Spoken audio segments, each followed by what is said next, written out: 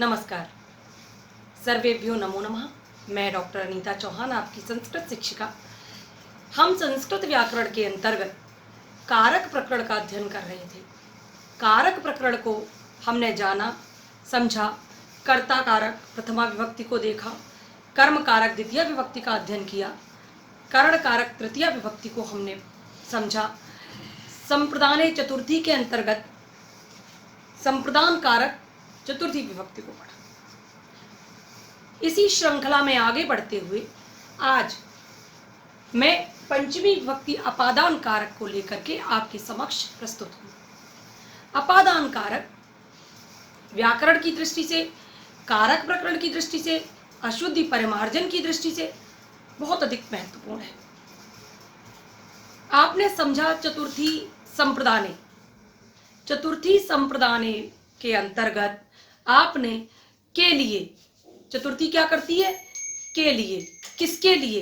इसके लिए, उसके लिए। संप्रदान में यम भी, कर्मणा यम विप्रति स संप्रदानम। कर्म के द्वारा कर्ता जिसको सर्वाधिक चाहता है वहां पर होती है चतुर्थी संप्रदानी। ठीक, लेकिन जहां पृथक होता है वहां पर होती है ध्रुवम पाए अपादानम पंचमी। यानी कि जहां पर कोई कार्य किसी के हेतु के लिए किया जाता है वहां पर होती है चतुर्थी, और जहां पर कर्ता किसी ध्रुव से अपाय यानी पृथक होता है वहां पर होती है पंचमी। तो चलिए हम पंचमी विभक्ति का अध्ययन करते हैं। सबसे पहले कारक प्रकरण पंचमी विभक्ति के अंतर्गत अपादान कारक में हम ध्रुवम पाए अपादानम, ये इसका विधि सूत्र है, इसको पढ़ते हैं। ठीक है, ध्रुवम पाए अपादानम। अपाए, दो शब्द हमारे समक्ष आते हैं, एक अपाए, दूसरा ध्रुवम। अपाए यानी पृथक होना, अलग होना। ठीक है, किससे अपाए? ध्रुवम, जिससे पृथक हुआ जाता है, जो ध्रुव है उससे अपाय हो जाना अपादान कहलाता है। क्या कह रही है परिभाषा? जिससे प्रत्यक्ष रूप में, प्रत्यक्ष यानी समक्ष, सामने से, और या कल्पित रूप से भी जिससे अलग हुआ जाता है, जिस वस्तु से पृथक हुआ जाता है उसे अपादान कहते हैं। और जिसे अपादान कहते हैं उसमें पंचमी विभक्ति का प्रयोग किया जाता है। ध्रुव क्या है? ध्रुव का अर्थ आप स्थिर न करें कि जो स्थिर है, जो अचल है वो ध्रुव है। नहीं, यदि हम इस शास्त्रार्थ में जाएंगे तो ध्रुव के अनेकार्थ हैं, तो हम नहीं समझ पाएंगे। ध्रुव से मतलब है, अगर हम ये कहें कोई स्थिर है, अचल है, तो धावतो अश्वात् पतति, तो दौड़ते हुए घोड़े से वो गिरता है, तो घोड़ा तो ध्रुव नहीं है, घोड़ा तो स्थिर नहीं है। तो जब घोड़ा अश्व स्थिर ही नहीं है तो वो ध्रुव कैसे हो सकता है?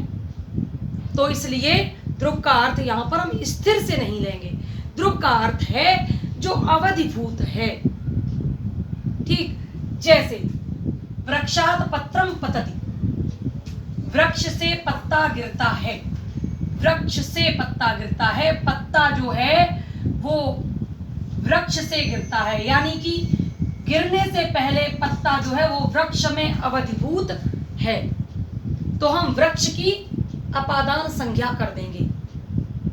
ध्रुवम से मतलब है जो अवधिभूत है, जहां पर जो वस्तु जिससे अलग हो रही है, जो कारण है उस वस्तु का, जहां से वो अलग हुई है, जहां से वो पृथक हुई है। अपाय यानी पृथक हो जाना। किससे अपाय हो जाना? किससे पृथक हो जाना? ध्रुवम अपाय, ध्रुव से अलग हो जाना, अपने कारणभूत से अलग हो जाना, अपने अवधिभूत से अलग हो जाना। जहां उस वस्तु का इससे पहले उस वस्तु का वहां पर अस्तित्व था, अपने अस्तित्व से, यानी पत्ता जो है वो वृक्ष से अलग हो रहा है, जहां पर वो पहले स्थिर था वहां से अलग हो रहा है, इसलिए वृक्ष में अपादान कारक होगा। और अपादाने पंचमी, अर्थात जहां पर अपादान है उसमें हम पंचमी विभक्ति का प्रयोग करेंगे। ये कहती है पंचमी विभक्ति का अपादान सूत्र। अपादान में पंचमी विभक्ति होगी। अपादान किसमें? भाई अपादान में पंचमी विभक्ति होगी, ये बात मैंने कह दी। फिर से समझ लीजिए, अपादान में पंचमी विभक्ति होगी, लेकिन अपादान किस में होगा? तो अपादान किस में होगा? जिसमें पृथकत्व है, जो अपाय है, जो अलग हो रहा है, उसमें पंचमी विभक्ति होगी। अब अलग कौन हो रहा है? ध्रुवम अपाय, जो अपने ध्रुव से अलग हो रहा है, जो अपने अवधिभूत से अलग हो रहा है, जो जिस वस्तु से, चाहे वो कल्पित रूप में या प्रत्यक्ष रूप में, जो वस्तु अपने स्थान से या अपने किसी भी अवधिभूत पदार्थ से, जहाँ इससे पहले उसका अस्तित्व था, उस स्थान से, उस जगह से, उस वस्तु से वो अलग हो रही है, तो जो अलग हो रही है उसमें नहीं होगा अपादान, जिससे अलग हो रही है उसमें हम अपादान कर देंगे। और इसी नियम के अंतर्गत वृक्षात में पंचमी विभक्ति होगी। परीक्षाओं में जैसे पूछ लेते हैं वृक्षात पत्रम पतति या वृक्षात पत्राणि पतन्ति, अगर हम बहुवचन करेंगे तो पत्राणि पतन्ति हो जाएगा, वृक्ष से पत्ते गिरते हैं। तो इसमें अपादान कारक कहाँ पर है? तो अपादान कारक, चूंकि ध्रुव जो है वो वृक्ष है, इसलिए पत्ता वृक्ष में इससे पहले अवधिभूत में स्थिति में था, इसलिए वो वृक्ष में अपादान कारक है। ये आपको बताना है। ग्रामात आयाति, गांव से आता है। कर्ता हमारा कहाँ से अलग हो रहा है? गांव से अलग हो रहा है। कहाँ से पृथक हो रहा है? गांव से पृथक हो रहा है, ग्राम से पृथक हो रहा है। भाई वो गांव में था, इससे पहले वो कहाँ था? उसकी अवधि कहाँ पर थी? उसकी सत्ता कहाँ पर थी? गांव में थी ना। अब गांव से वो अलग हो गया है, गांव से उसका अपाय हो गया है, वो पृथक हो गया है, तो गांव में पंचमी विभक्ति कर देंगे। ठीक, क्यों? क्योंकि यहाँ पर ध्रुव जो है वो गांव है, तो ग्रामात आयाति, गांव से आता है, इसलिए गांव में पंचमी विभक्ति का अपादान कारक करेंगे। ठीक है, चलिए अगले सूत्र पर हम चलते हैं। इसके अन्य सूत्रों के अंतर्गत आता भीत्रार्थानाम भय हेतु तो पंचमी, भी यानी भयार्थक और त्रास, त्राण यानी कि रक्षार्थक। त्रा धातु के भी और त्रा धातु, भी धातु भयार्थक होती है, विभेति इसके रूप चलते हैं, और जो त्रा धातु है वो रक्षार्थक होती है। ठीक है, त्रायते इसके रूप चलते हैं, त्रायते त्रायते, इसलिए आप इन दोनों धातुओं में भय तथा रक्षा का जो हेतु है उसमें अपादान कारक करेंगे। ये छोटा सा सूत्र है, क्या कहता है फिर से समझिए। भयार्थक और रक्षार्थक जो धातुएं होती हैं, भयार्थक और रक्षार्थक, भीत्रार्थानाम जो भयार्थक धातु है या रक्षार्थक धातु है, रक्षा के अर्थ में प्रयुक्त होने वाली धातु है या भय के अर्थ में प्रयुक्त होने वाली धातु है। भय हेतु जो रक्षा का हेतु है या भय का हेतु है। भय हेतु से मतलब जिससे भय होता है या जिससे रक्षा की जाती है। हेतु का मतलब है जो कारण है, जो रक्षा का कारण है या जो भय का कारण है, उसमें हम अपादान संज्ञा करेंगे, उसकी हम अपादान संज्ञा करेंगे। क्या कहते हैं? सर्पात विभेति, सर्प से भय है, सर्प से डरता है, तो हमने सर्प में क्या कर दी? सर्प की अपादान संज्ञा कर दी, सर्प में पंचमी विभक्ति कर दी। किससे डरता है? सर्प से डरता है। भय का कारण कौन है? सर्प है। भय का हेतु कौन है? सर्प है। यही कह रहा है ये सूत्र, भय हेतु जो भय का हेतु है उसमें पंचमी विभक्ति का प्रयोग करेंगे, उसमें हम अपादान संज्ञा करेंगे। चौरात त्रायते, चोर से रक्षा की जाती है, चोर से रक्षा करता है, तो किससे रक्षा की जा रही है? चोर से। भाई रक्षा का हेतु कौन है? चोर। तो चोर में हम चौरात विभेति, चोर में पंचमी विभक्ति करेंगे। रक्ष माम नरक पातात, मेरी रक्षा करो, किससे? नरक में गिरने से, नरक में जाने से मेरी रक्षा हो, मेरी रक्षा की जाए, तो नरक पातात में पंचमी विभक्ति का प्रयोग करेंगे। भाई किससे भय है? नरक में गिरने से भय। हमारे सनातन धर्म में ये कहा जाता है कि बुरे कर्मों का नतीजा गलत है, बुरे कर्मों से व्यक्ति को नरक की प्राप्ति होती है। तो क्या कह रहे हैं? रक्ष माम नरक पातात, नरक में गिरने से रक्षा हो, मेरी रक्षा नरक में गिरने से हो। नरक भय किसका है? नरक में जाने का भय है, नरक से भय है, तो नरक में पंचमी विभक्ति का प्रयोग किया जाएगा। नरक की अपादान संज्ञा हो जाएगी। क्यों? क्योंकि जो नरक है वो भय का कारण है, नरक ही भय का हेतु है। और ये कह रहा है जो भय का हेतु है या जो भय का कारण है या जो रक्षा का कारण है, जिससे रक्षा की जाती है उसमें, या जिससे भयभीत हुआ जाता है उसमें हम पंचमी का प्रयोग करेंगे। ठीक है, ये समझ में आ गया होगा। आगे चलते हैं। तीसरा सूत्र है हमारा जुगुप्सा विराम प्रमादार्था नाम उपसंख्यानम। ये एक वार्तिक है, कात्यायन द्वारा दिया हुआ ये वार्तिक है। और कात्यायन ने क्या कहा है? वार्तिक से मतलब होता है जो उपपद विभक्तियां होती हैं, जो सूत्र होते हैं, अन्य सूत्र होते हैं, मुख्य सूत्रों के अतिरिक्त भी जो अन्य सूत्रों का उपदेश किया जाता है उनको वार्तिक कहा जाता है। देखिए ये वार्तिक क्या कह रहा है? जुगुप्सा, जुगुप्सा यानी कि घृणा, विराम यानी कि रुकना, आलस्य, प्रमाद, आलस्य, किसी भी वस्तु का आलस्य, अर्थ वाली जो क्रिया के योग में धातुएं होती हैं, जिन वाक्यों से ये पता चलता है कि घृणा की जाती है, प्रमाद किया जाता है, आलस्य किया जाता है, रोका जाता है, किसी को विराम किया जाता है कि बस, इस प्रकार के वाक्य जो होते हैं, ऐसी क्रियाएं जो होती हैं, उसके योग में जिसके प्रति घृणा की जाती है, जिसको रोका जाता है या जिसके प्रति आलस्य की भावना होती है, उसमें पंचमी का प्रयोग किया जाता है। ठीक, जिससे रोका जाता है, जिससे दूर हुआ जाता है, इस प्रकार के अर्थ द्योतित हो तो वहां पर पंचमी का प्रयोग किया जाएगा। उदाहरणों के माध्यम से समझते हैं, बात बहुत जल्दी क्लियर हो जाएगी। देखिए, पापात जुगुप्सते, पाप से घृणा करता है, पाप से विराम करता है, पाप से अपने आप को रोकता है, पाप से रोका जाता है। तो पापात जुगुप्सते, पापात विरमति, वा यानी दोनों में से कोई भी लगाए तब भी पाप में पंचमी का ही प्रयोग होगा, पाप की अपादान संज्ञा ही होगी। कैसे?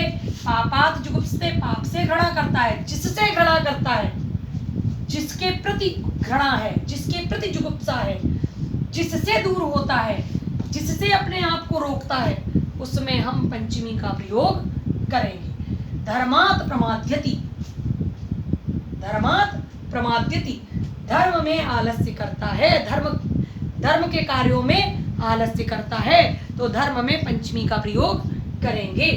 आगे देखिए, पठनात् प्रमाद्यति, अध्ययन में बहुत सारे ये तो बहुत बड़ी समस्या है कि छात्रों को, बहुत सारे छात्रों को ये रहता है कि उनको अध्ययन में प्रमाद है, अध्ययन के प्रति बहुत आलस्य है, अध्ययन में रुचि नहीं है, अध्ययन में आलस्य है। तो अध्ययन में, यदि पढ़ाई में, पढ़ने के प्रति भी आपके अंदर आलस्य है, प्रमाद है, तो पठ धातु में जो है पंचमी विभक्ति का प्रयोग करेंगे, पठनात् प्रमाद्यति। तो पठनात् में हम अपादान संज्ञा का प्रयोग करेंगे। ये हमको ये कहता है, इस प्रकार के वार्तिक में, यानी जुगुप्सा हो, विराम हो, प्रमाद हो, इस प्रकार की क्रियाएं यदि आती हैं परीक्षाओं में, इस प्रकार के वाक्य आते हैं जिनमें इन शब्दों का प्रयोग हो, जुगुप्सा का, विराम का, प्रमाद का, ठीक है, तो उसमें आप बिल्कुल निश्चिंत होकर के पंचमी विभक्ति बताइएगा।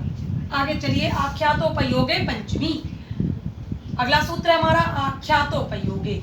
उपयोगे, उपयोगे क्या कहता है? उपयोग का अर्थ है नियम पूर्वक विद्या ग्रहण करना।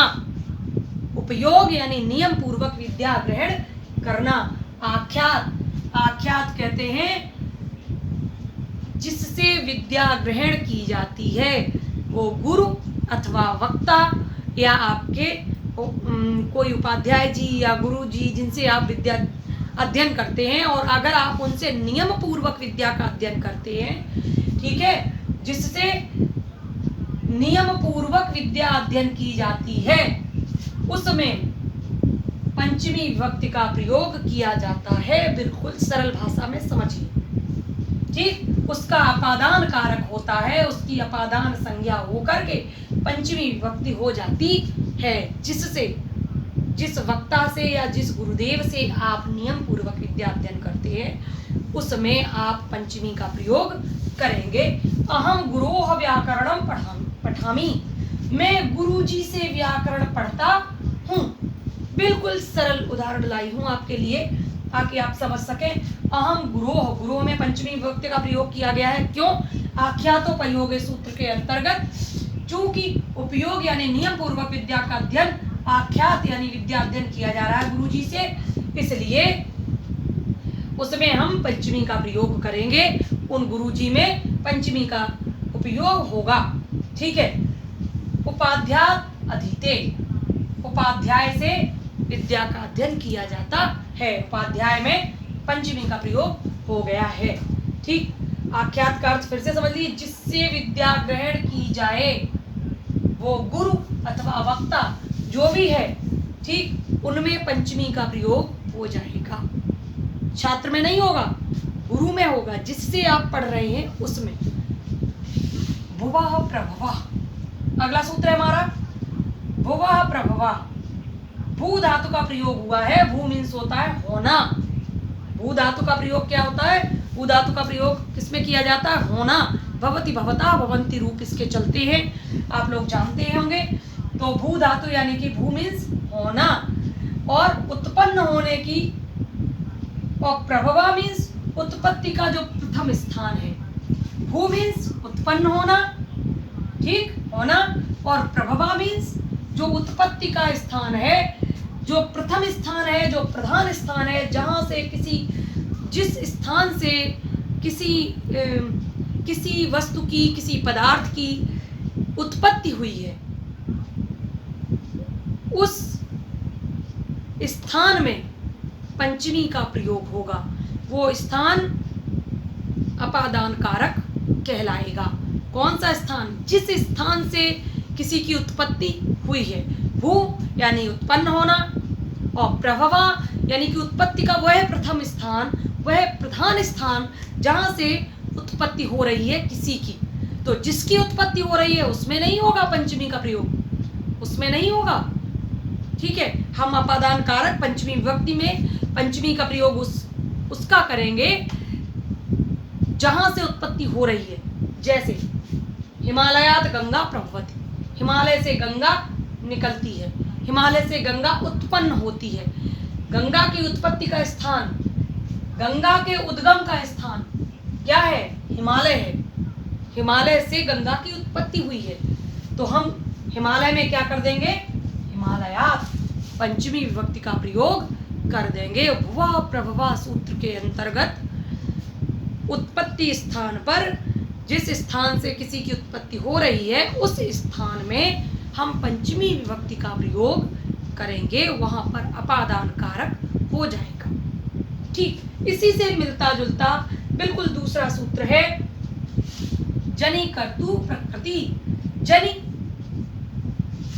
यानी उत्पत्ति का स्थान। जनि धातु यानी कि जनि धातु से तात्पर्य होता है जनन, जहां से किसी वस्तु की उत्पत्ति हुई है। ठीक है। जनि कर्तु, जो जनन का कर्ता है, मुख्य कारण है, प्रधान कारण है, जहां जो जनन का मुख्य या प्रधान कारण है, उस कारण में अपादान संज्ञा होगी। उस कारण में होगी जो किसी उत्पत्ति का प्रधान कारण है। जैसे ब्रह्मणा प्रजा प्रजायन्ते, ब्रह्मणा मीन्स ब्रह्म से प्रजा प्रजायन्ते, प्रजाएं उत्पन्न हुई हैं। संपूर्ण सृष्टि की उत्पत्ति हम ब्रह्मा से मानते हैं, भगवान ब्रह्मा से हम संपूर्ण सृष्टि की उत्पत्ति मानते हैं। तो संपूर्ण सृष्टि की उत्पत्ति कहाँ से हुई है? ब्रह्म से हुई है। तो ब्रह्म में क्या हो जाएगा? पंचमी का प्रयोग हो जाएगा। ब्रह्म जो है वो प्रजाओं की उत्पत्ति का मूल कारण है। यही कहा गया है, जो जनन का मुख्य करता है, मुख्य कारण है, प्रधान कारण है, उसकी अपादान संज्ञा की जाएगी। एक और भी उदाहरण है, कामात् क्रोधो प्रजायते, कामात् क्रोधो उत्पद्यते। काम से क्रोध की उत्पत्ति होती है। काम जो है कामनाएं, काम से तात्पर्य है कामनाएं। काम से संपूर्ण प्रकार की क्रोध की उत्पत्ति होती है। ठीक, तो ये भी जो है काम है जो क्रोध की उत्पत्ति का मूल कारण है, प्रधान कारण है। तो कामात हो जाएगा, काम में चतुर्थी का, माफ कीजिए, पंचमी विभक्ति अपादान कारक का प्रयोग किया जाएगा। आगे चलते हैं इसी श्रृंखला में। अगला सूत्र है हमारे पास पराजेर सोढ़ा। ये क्या कहता है? परा उपसर्ग पूर्वक। पराजेर सोढ़ा से मतलब है परा उपसर्ग पूर्वक जी धातु में। जी धातु होती है, आप जानते होंगे, ठीक है, लेकिन उसके आगे क्या लगा होना चाहिए? परा उपसर्ग लगा होना चाहिए। परा उपसर्ग पूर्वक जो जी धातु है उससे यदि थकने का या असहनीय होने का अर्थ द्योतित होता है तो जो असहनीय है उसकी अपादान संज्ञा की जाएगी, जो असहनीय है उसमें की जाएगी। ठीक, क्या शर्त क्या है इस सूत्र की? कि परा उपसर्ग पूर्वक। जी धातु अकेली आ रही है तो नहीं, उसके आगे परा उपसर्ग लगा होना चाहिए।